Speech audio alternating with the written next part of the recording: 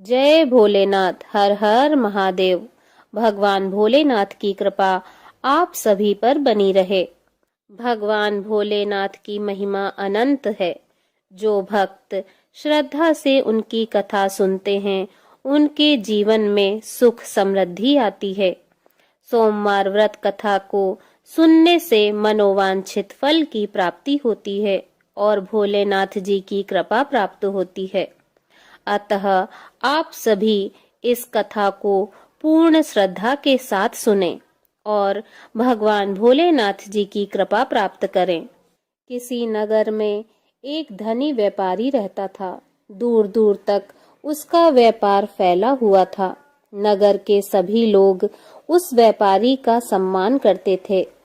इतना सब कुछ संपन्न होने के बाद भी वह व्यापारी बहुत दुखी था, क्योंकि उसका कोई पुत्र नहीं था, जिस कारण अपने मृत्यु के पश्चात व्यापार के उत्तराधिकारी की चिंता उसे हमेशा सताती रहती थी। पुत्र प्राप्ति की इच्छा से व्यापारी प्रत्येक सोमवार को भगवान शिव जी का व्रत करता था और पूजा किया करता था, और शाम के समय शिव मंदिर में जाकर भगवान शिव जी के सामने घी का दीपक जलाया करता था। उसकी भक्ति देखकर माँ पार्वती प्रसन्न हो गईं और भगवान शिव जी से उस व्यापारी की मनोकामना पूर्ण करने का निवेदन करने लगी।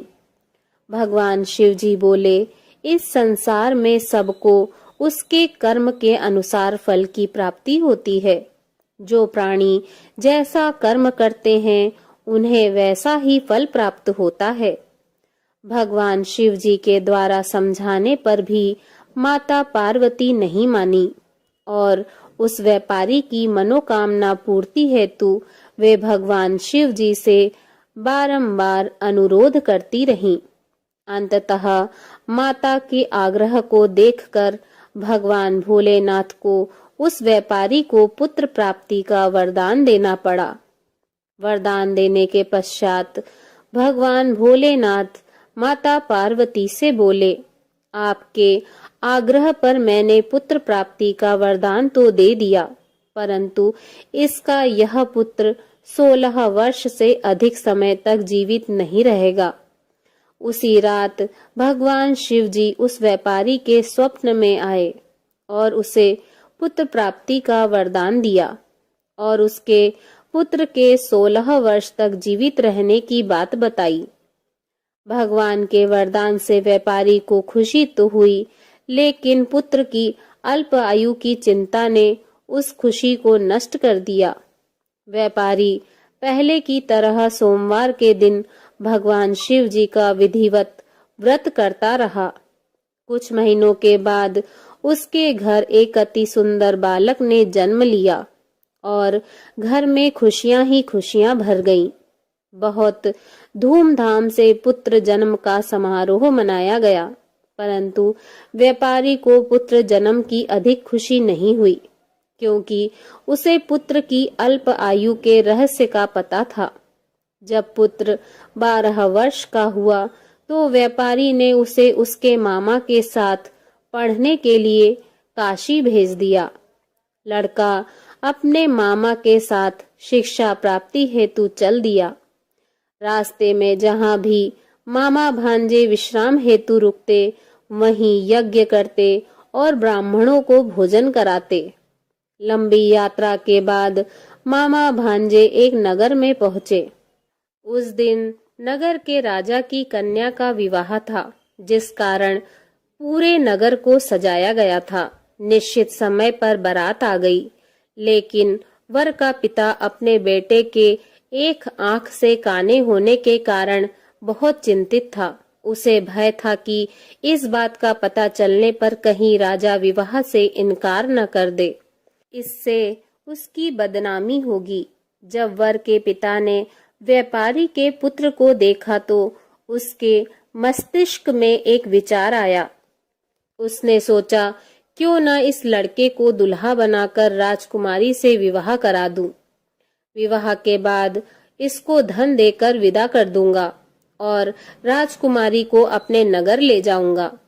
वर के पिता ने लड़के के मामा से इस संबंध में बात की। मामा ने धन मिलने के लालच में वर के पिता की बात स्वीकार कर ली। लड़के को दूल्हे का वस्त्र पहनाकर राजकुमारी से विवाह करा दिया।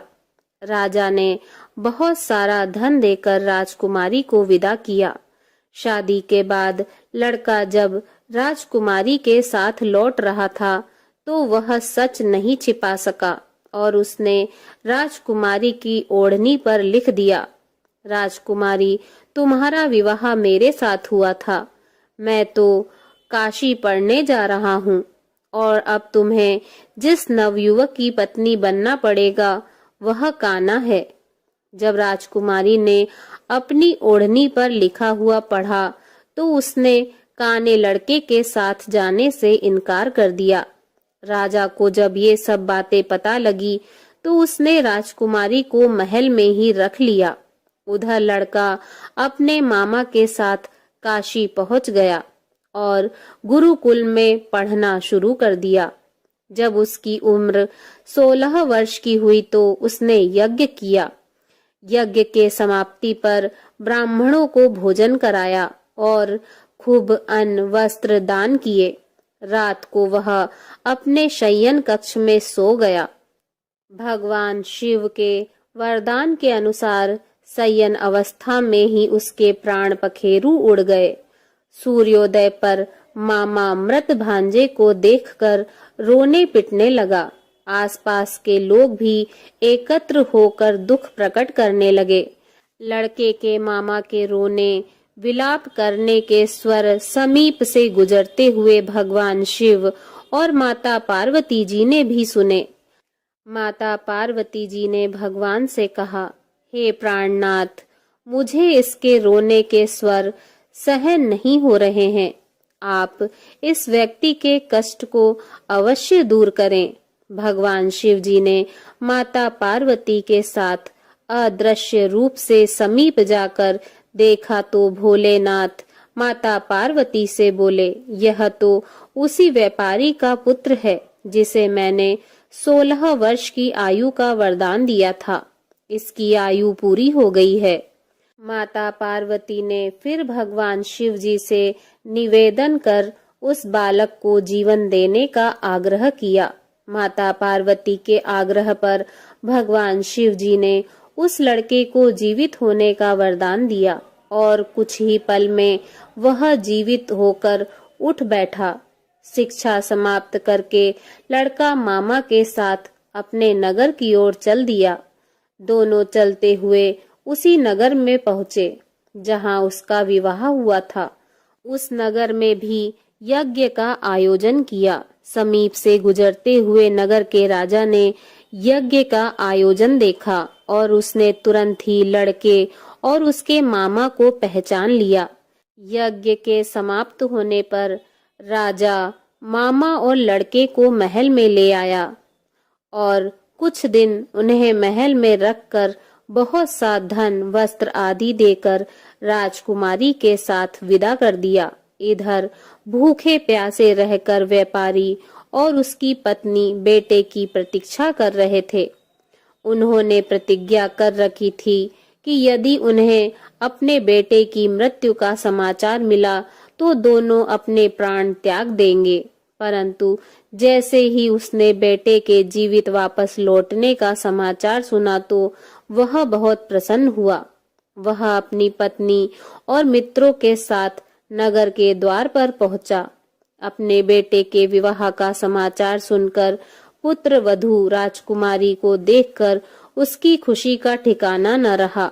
उसी रात भगवान शिव जी ने व्यापारी के स्वप्न में आकर कहा, हे श्रेष्ठी, मैंने तेरे सोमवार के व्रत करने और व्रत कथा सुनने से प्रसन्न होकर तेरे पुत्र को लंबी आयु प्रदान की है। पुत्र की लंबी आयु जानकर व्यापारी बहुत प्रसन्न हुआ। शिव भक्त होने तथा सोमवार व्रत करने से व्यापारी की सभी मनोकामनाएं पूर्ण हुई। इसी प्रकार जो भक्त सोमवार का विधिवत व्रत करते हैं और व्रत कथा सुनते हैं, उनकी सभी इच्छाएं पूरी होती हैं। प्रेम से बोलिए जय भोलेनाथ। ओम नमः पार्वती पते हर हर महादेव। ओम जय शिव ओमकारा, प्रभु हर शिव ओमकारा, ब्रह्मा विष्णु सदा शिव, ब्रह्मा विष्णु सदा शिव, अर्धांगी धारा। ओम जय शिव ओमकारा, एकानन चतुरानन पंचानन राजे, स्वामी पंचानन राजे, हंसासन गरुणासन, हंसासन गरुणासन, वृषवाहन साजे। ओम जय शिव ओमकारा, दो भुज चार चतुर्भुज, 10 भुज अति सोहे, स्वामी 10 भुज अति सोहे, त्रिगुण रूप निरखते, त्रिगुण रूप निरखते, त्रिभुवन जन मोहे। ओम जय शिव ओमकारा, अक्षमाला वनमाला, मुंडमाला धारी, स्वामी मुंडमाला धारी, चंदन मृग मद सोहे, चंदन मृग मद सोहे, भोले शशिधारी। ओम जय शिव ओमकारा, श्वेतांबर पीतांबर, बागांबर अंगे, स्वामी बागांबर अंगे, सनकादिक गरुणादिक भूतादिक संगे। ओम जय शिव ओमकारा, कर के मध्य कमंडल, चक्र त्रिशूल धरता, स्वामी चक्र त्रिशूल धरता, सुखकारी दुखहारी, सुखकारी दुखहारी, जग पालनकारी।